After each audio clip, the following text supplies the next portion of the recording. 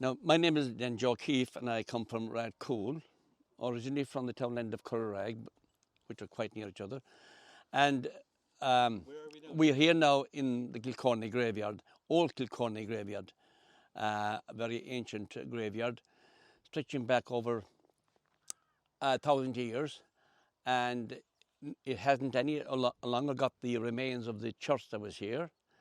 Um, it was destroyed during the Cromwellian Wars of 1642-52, Okay. as Drumtariff Church that time after the Battle of Knockbrack of the 26th of July 1651, and after that disastrous battle, the Cromwellian forces burned this church and they murdered the priest at the time down at the old chapel cross, which is just at the bottom of this hill here. And the church then obviously was burned and destroyed, and it never returned, and there was a new church built in Kilcorney, just over the hill here. What's that, about a mile away? Roughly as the crow flies, a mile, yeah. And but the ancient graveyard stays here, and it is one of those ancient graveyards similar to Clonmene and Banty, which you're probably aware of, and Drumtariff, and those very old graveyards. And as can be seen by the headstones, as I said, it's probably dating back over 1,000 years. And Joe, it's an unusual graveyard to me in that it's a hilly graveyard. Well, as I said, Kilcorney means, I presume, the hill or the height of Corney. He's probably the local saint. It is. What are the hills called? Have they their own name? Well, they have. I'll just quote from you two verses from the poet, the Dan O'Hagan Kilcorney, known as the Kilcorney or the Cringlew Bard. He wrote a lovely poem about the hills of Cringlew, which are just up there to the south of us, and it'll give us an idea of maybe where we are. And his the first two verses went like this. He said, "You may go to the talkies, a pattern dancer fair. You may walk around Killarney with scenery so rare. But if you're upset or in distress, I'll tell you what you'll do. Just take a trip in August to the hills of Cringlew. From that majestic mountain, you will plainly see the groves of Old Duhallow and far off Knocknagree, Mill Street town of high renown, near Clara's purple hue, and famed Mushroom Mountain from the hills of Cringlew." So this is where we really are, up in this height here. And that's Very what. strong local identity. Well, yeah. I mean, this is. My ancestors are buried here, and Your O'Keefe's, is it? O'Keefe's, yeah. Yes. And they're buried here, as I'm sure are all the ancestors of the whole locality around Kilcorney, Radcool.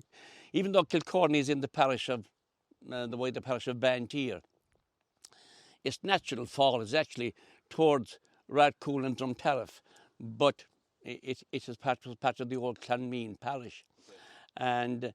And even though the townland of Currarag, where I'm originally from, is part of Drumtariff parish, and it juts and it splits Kilcorney and Banteer apart.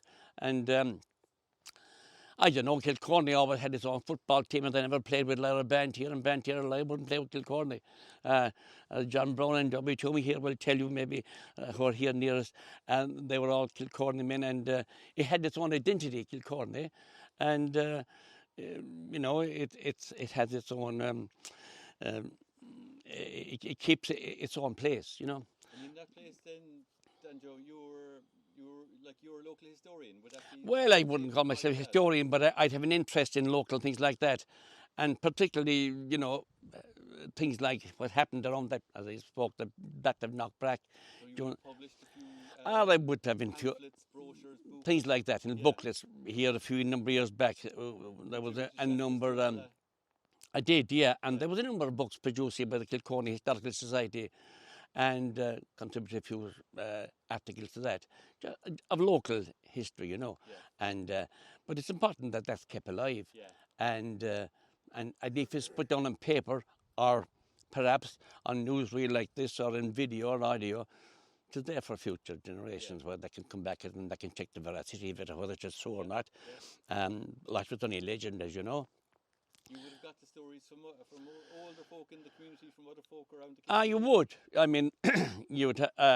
Looking at where I was, not cool. I had with the local post office and shop there and things until I retired. And people, you meet people who would have all these stories, and over the time, I got them to write down their memories and their They were coming in for stories. the pension. You said, You right know, I down. might say to someone, I say, listen, you know, you're always talking about this and that. Actually, the man that lived across there, he was known as Denny Long Con Murphy, and he had a great history of things. And I said to Denny, sometime you might in your spare time write down your memories of this area around here. And he did. Right. And I kept it, another man did that. And that's how you learn from those gone by, because a lot of them, people took an awful lot of knowledge to their graves, and it was a pity that it wasn't recorded, you know. And we're awful lucky to have a man in Millstreet by the name of Sean Radley, who has done a lot of work like that, and to there for posterity, you know. I had a number of people who filled out copybooks for me. I had a man by the name of Countess Patrick, Brendan O'Leary, and the man I was talking about here, he was Jackie Murphy. And like that, he had a great lot of local knowledge, particularly about ancient superstitions and, as we call it, pishogs and things like that. But much more than that. And I said, he was coming to me in the shop, as I was saying, John, and he'd tell me all about these things. Then I'd say, Jack, why don't you write them down for me? And I'd give him a copybook and a pencil and say, go in now and fill that and bring it back to me, which he did. And I kept them all, and that's where you'll find your stored information. Right. You Brilliant. know, because otherwise they'd take it to their grave, you know. Yeah. And it would be an awful loss. Yeah. I know maybe it's the same thing will be replicated all over the country, but this is unique to ourselves A here. neighbour of mine said that they leave one by one, and their Mm. knowledge goes with them. You know, Oh they yeah, slip that's the away. Like, sad so thing of you it. can, Yeah, yeah. yeah. So like your instincts are right to record it. You know, Well, to get some it way written fair, you down. know. Yeah, I probably should have got a lot more. Then my father got to go to and live to be in his early 90s, and Dad had a great store of stuff. Well, got from maybe my grandfather and all that, and What was your father's name? he was Jeremy O'Keefe, and I used to call up to Dad at night time, and myself and my wife Margaret, and I'd maybe record them, or I'd take a copybook and I'd write down old teams, you know, that played with Rat Cooler, Drumtara for Kilcorney, stories about different people, or about stories that neighbours had told about and all that. And he'd a good memory up to the very end. And I was lucky that he lived that long, Yeah. and I was able to pick up his stories and write it down. Yeah. And then I might go down the next day after he'd telling me, and I'd write it in that night and keep it. One You of the know. stories you told us the last time when we were having a chat relates to one of the key characters we're going to discuss today, which is the Father Milan. Mm. Like, was it your father or your grandfather who remembers Father My Milan? grandfather, Danny Jerkeef, was born in 1874, so he would have been in his teens when Father Milan died. And he said, I remember my dad telling me that my grandfather remembered him. Uh, and he'd be, because he spent quite a lot of time around Kilcorney here, and he had quite a number of houses here in Kilcorney. He was very friendly with Canon Morrissey and Bantier. He was a particularly good friend of his, and obviously Canon Morrissey was coming to say Massey and Kilcorney and so on. And he stayed in these houses. But he remembered him. He said that a low-sized man. He said, you know, fair hair, slight, and always wearing dishevelled clothes. They're always too big for him or whatever, because they were only all really hand-me-downs. You know, he didn't have money to buy any clothes himself. And he said that he remembered him. He'd be at fair days.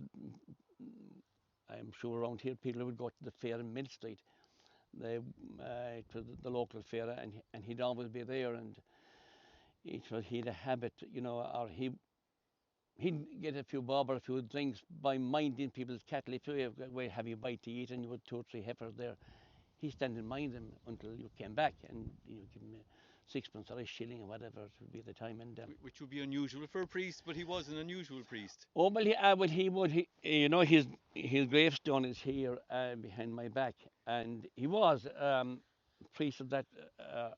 He was unusual, and he was a tragic figure as well.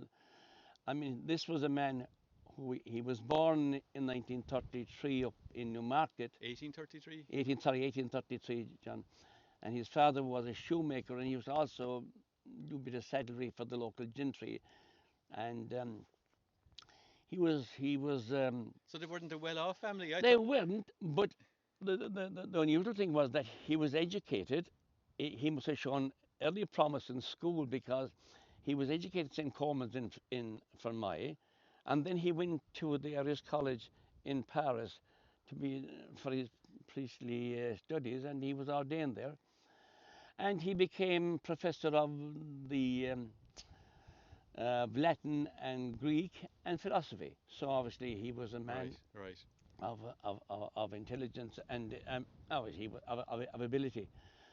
But when his time there, he must have become an alcoholic because he returned to Ireland and the dice of Klein. And he served briefly in Macroom, in Ahabullogue, in Dunamore. He was in Banty for some time. He was in Whitegate and Carricktool, but never stayed long because Did you mention Ladies Bridge last time? I'm wondering, or was that something else? No, um, that's not on your radar now. I don't think it is. Well, no, he might have been there, but he certainly was in Carricktool anyway. Carricktool, okay. And he may have been obviously there and it's nearby. And he was also in Carrigaline, so it's possible. But anyway, he never stayed long in any of those places. And eventually the bishop had him stripped of his priestly duties, and he was reduced to a vagrant and a tramp, really depending on the charity of people, depending to stay there at night, him to feed him, give him clothes, and give him a few bob. And And that wasn't all then, Joe, because he's buried here for an well, unusual reason, but he's also a healing priest. oh, he There's a is, yeah, strong. he's a usual priest. Like even during his lifetime, Right. stories grew up about him like that he had special powers, and he was a man. While he was healing priest, he was a man also to be maybe.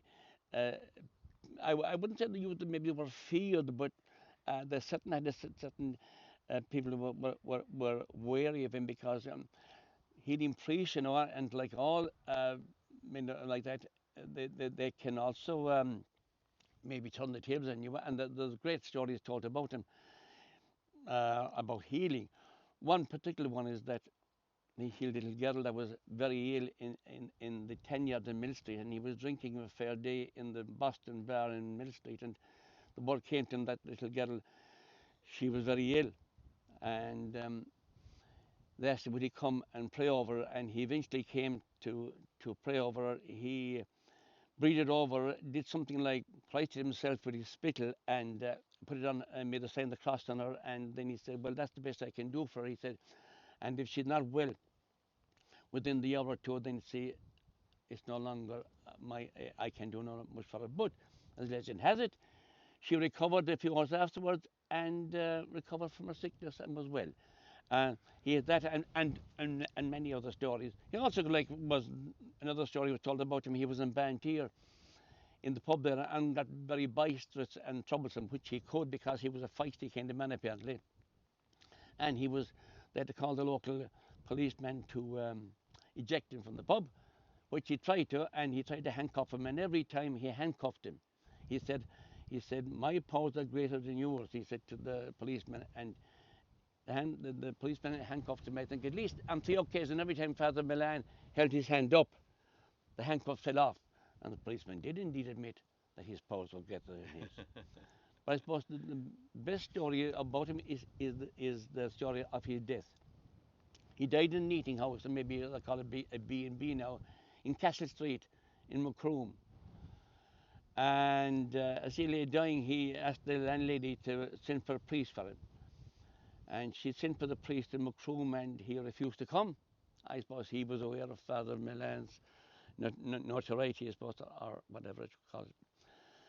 But it turned out later on the night, a priest came to give him the rites, uh, and the man in Macroom relented and came back to find out that a priest had already visited him. So we're not sure where this man came from. Maybe it's one of those stories. But So the priest who did come is unidentified, He's unidentified. and the possibility is that he was on the spirit side. I would think so. I Yeah, mean, that's the innuendo that that a priest came to minister the yeah. last rite to him from the other side. Uh, he did say to the landlady that leave 2 candles on my bedside, he said, and leave me. He said, if those candles are still lighting in the morning, which they shouldn't be, then he said, I'm with my maker. And if not, then he said, well, he said, you need never longer worry about me. But when she did come in the morning, indeed, Father Milan was dead, but the candles were still lighting. And another interesting was that at about 3 o'clock that morning, the bells and band to your church started ringing. And then the housekeeper rushed into Father Canon Morrissey's room to say that the bells are ringing. He said, there's something up. And he immediately got up and he said, I know what they are. He said, Father Milan is dead, he said. Because he said, he prophesied to me that when I die, he said, the bells and banty will ring.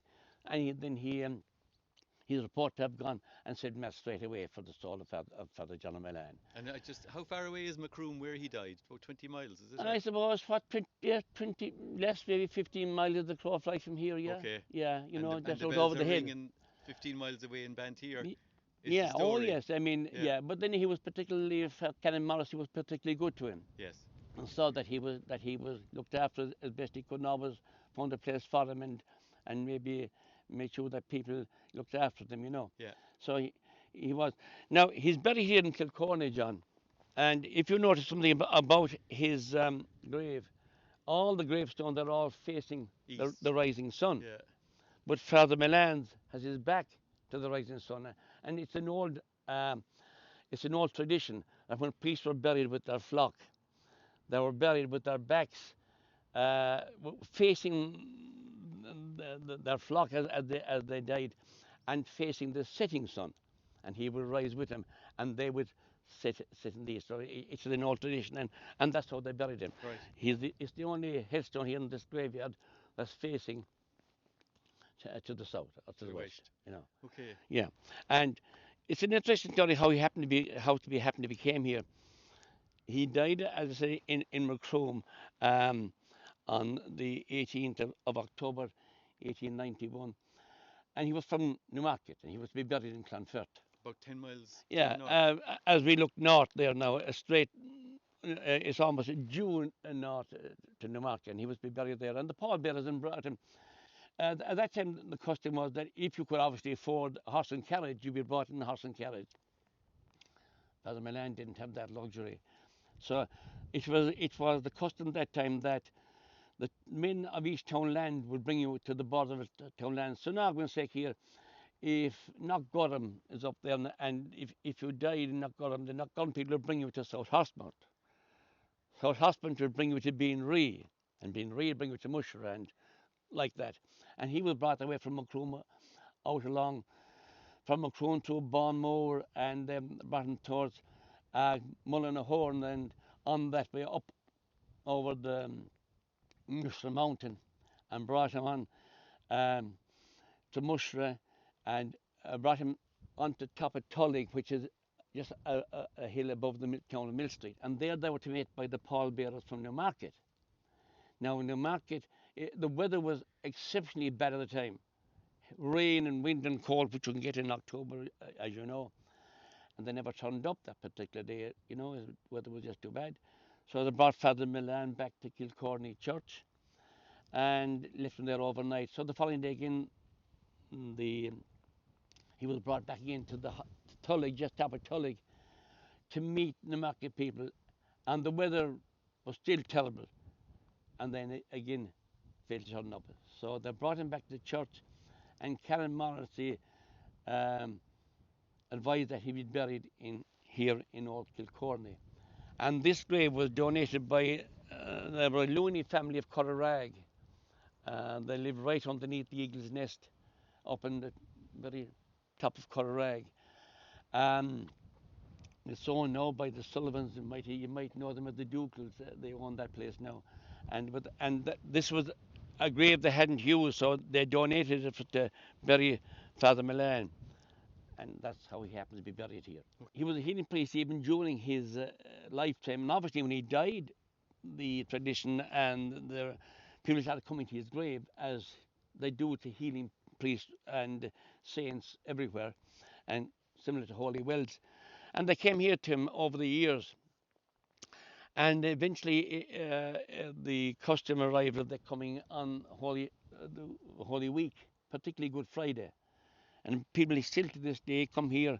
Quite a lot of people come to this grave and they pray here to him and pray for his intercession, I suppose. And I knew people who told me that they received favors here, and one particular man, he suffered from alcoholism like Father Milan, and he told me himself that he was come out here personally to this grave, and he was pray to Father Milan, and he'd take a fist of earth from his grave and bring it home, mix it with water, and sip that. And he said it always eased his alcoholic tendencies.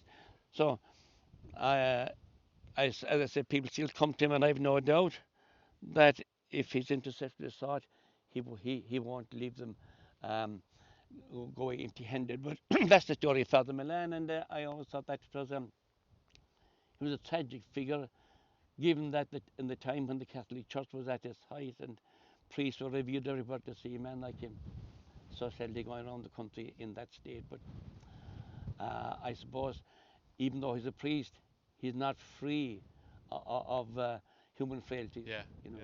yeah. It makes them more sympathetic. You mentioned pishogues earlier, and pishogues can have benefits, and they can have what's the opposite of a benefit? It's the same with the priest. He can bless you, or he Oh could yes, curse he can you. bless you, curse you. That was it. And I mean, I was always Bill had always that healthy reverence for priests because of that very thing. Yeah, I mean, to like going back to the pagan druids long ago, the priests, they could pray for you, but they could also curse you, like, yeah, you know. yeah. Very poorly received there, and obviously he was in need of uh, food, I suppose, and so, and he was clear, as I say, he was cleared from the door, and on his leaving, he said that he said I may have my troubles of my own, he said, but he said, before the year is out, they will be crying and weeping of tears in this house. And there was, because the man in the house, he died suddenly of a heart attack. And stories like that spread out. And also, he also, there was another, um, there was a business in Mill Street, and he was calling, looking for sisters, and he was cleared from there again. And he said that the grass will grow green around your doors, and your people will be only remembered in graveyards. In other words, he was saying that they wouldn't prosper, and it came to pass, you know. Came to pass. But Time does that to us. yeah, that's right. but I said that was, I suppose, this is what the power that priest had. But he always maintained he was a priest, you know, and even to his dying day, he said, "I am a priestessy once and of the order of Melchizedek," which is he was a priest in the ancient Right. in the Brilliant. Bible, you know. Yeah. So he always maintained that he was a priest once, once, a knight forever, you know. Uh, This woman, Mrs. Coleman from Inagruggeen, not from Kilmacran on her, from Inagruggeen. Like that, she had a lot of stories about Father Milan, and like that, she wrote him down for me and gave him to me. But one particular story was that he called to a house there in Currarag, about maybe a half a mile up from Hedley's pub. It's Healy's now, as you know. And he said to the woman in the house, he said, "You might send one of the little girls down for a gallon of porter to Hedley's for me." And he said that it's an awful day. It was teeming rain, a terrible day altogether. And she said, "They'll be destroyed. I can't send them down." He said, "Send them down." He says, "She won't get wet." So she gave him obviously a container of some sort. And when she left the house, the rain did stop. And for the duration of the time she was away, the rain stayed off. And when she came home, she brought up the gallon of porter to him. And when she returned, the rain returned and rained heavily for the whole evening. But the duration of her visit to Hell, the rain stayed off. And um, that's one of the stories she had for me. And she said that happened to be true because she said that her own mother related that story to her. So Okay. apparently it was well known around Currarag and that area, on that story of Father Milan. The And power to control the weather. well, yes, you see, he had that control. As well, apparently, I Yeah. mean, these are stories that we are only told by people, Yeah. but you must remember, like that. He was a very well known figure around here, so people would have been. When you think of it, like it's not that far back. I mean, if my grandfather could remember, he died in 1957. So, like, it's not eons ago. Yeah. It's not centuries ago. Yeah. So, in other Yeah. words, his memory would have been well in the people of Kilcorney up to then, and even afterwards. Yeah. So, it's conceivable, of course, that did happen, and the many other stories that are told about him. But if I tell all this story, John, I think we'd be here till evening about him. But he was a very, I suppose, interesting man. He was a tragic figure, as I said earlier, but he was a priest.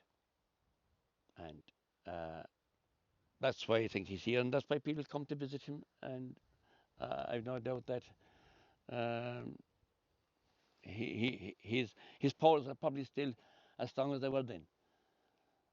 So that's the story of Father John Milan, and I think it's important that his memory is kept by the people of Kilcorn. And it is, because this is a Sheila Flynn here will tell you who looks after this grave. People do come here